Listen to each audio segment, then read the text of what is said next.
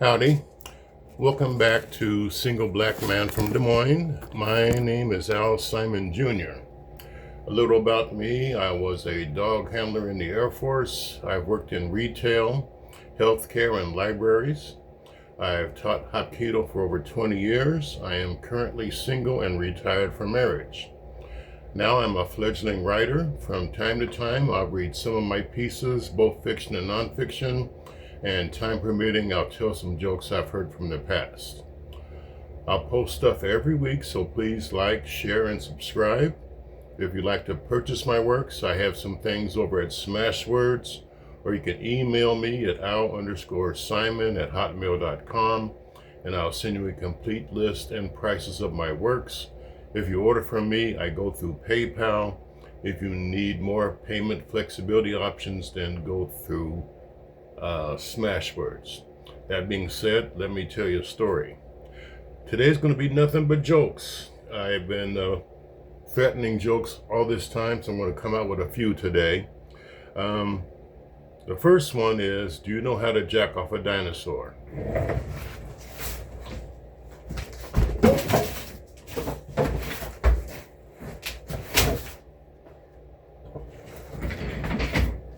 Okay, settle down. All right. Stop me if you've heard this. Why did the midget get kicked out of the nudist colony? From telling women, gee, your hair smells terrific. This one is from the Unknown Comic, and if by chance I have plagiarized some jokes from comics, and let me know in the comments and I'll take them off or give them appropriate credit. But anyway, this is from the Unknown Comic. Do you know why sex is spelled S-E-X? Because it's hard to spell.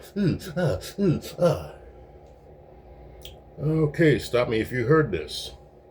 I went to see a doctor to complain about my hearing loss. And he asked, well, what are the symptoms? And I said, well, they're yellow, and Homer is the dad. Okay, stop me if you heard this. A little girl gets sent to the principal's office for saying the B word to a girl on the playground.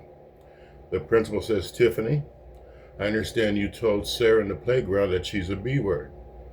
Tiffany says, no, I did not call her the B word. Motherfucker doesn't start with a B. All right, stop me if you've heard this. An old lady goes into an ice cream store very similar to Baskin Robbins. She looks up at the menu and sees all the options and says, can I just get a chocolate cone? And the clerk says, ma'am, I'm sorry, we're out of chocolate this week. I can give you mocha, I can give you carob. I won't be able to give you chocolate for a few more days. She says, okay, that's fine. She leaves, comes back the next day, same clerk. She looks at the menu and says, can I just get a chocolate parfait? And the clerk says, ma'am, I'm sorry. Like I told you yesterday, we're out of chocolate for the rest of this week. I can give you mocha, I can give you carob.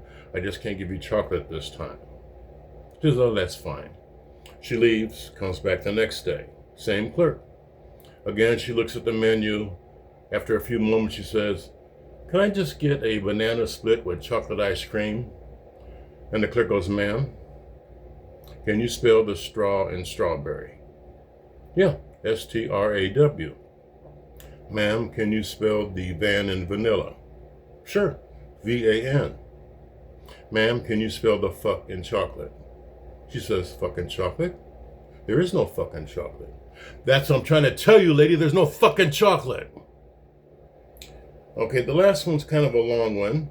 This takes place at the end of World War I. This is toward the end of hostilities. A German is in his foxhole, American is in his foxhole. The German really doesn't want to cause any problems, doesn't want any hostilities. He wants to become friends. So he looks out of his foxhole. As soon as he gets eye contact with the American, he goes, paratrooper? Paratrooper? Now, of course, he's speaking in German, and the American obviously doesn't understand German, so he has to go by the sign language. The American ducks in his foxhole, the German gets back in his. After a few moments, the German thinks maybe he's in infantry. So he gets up out of the foxhole, As soon as he gets eye contact with the American, he goes, infantry, infantry. The American ducks down in his foxhole and the German gets in his. After a few moments, the German thinks, okay, he's not a paratrooper. He's not in infantry. Maybe he's in artillery. He looks up again. As soon as he gets eye contact with the American, he goes, artillery, artillery. The American ducks back in his foxhole and the German gets in his. And again, the German's meditating for a while and he thinks, okay, he's not a paratrooper. He's not in infantry. He's not in artillery. Maybe he's a forward observer. Again, he looks up out of the foxhole. As soon as he sees the American, he goes, forward observer, forward observer. And with that, the American gets up out of his foxhole, runs like a bat out of hell back to the base camp. A general was visiting the installation at that time, and the soldier is about to run by, and the general grabs the soldier by the arm and says, whoa, private, what's the problem here? And the private, he ran about 5-6 miles, so he's out of breath, and he goes, General, I could take 2 weeks in that foxhole without food, and that doesn't bother me. I could take 2 weeks in foxhole without sleep, that doesn't bother me. But this goddamn psychological warfare is killing me. The general says, well, what are you talking about, private? And the private goes, General, I got this crazy-ass German that says when it gets dark, he's going to creep on over. He's going to fuck me in my ass till my eyes pop out. Okay, that's it for today, folks.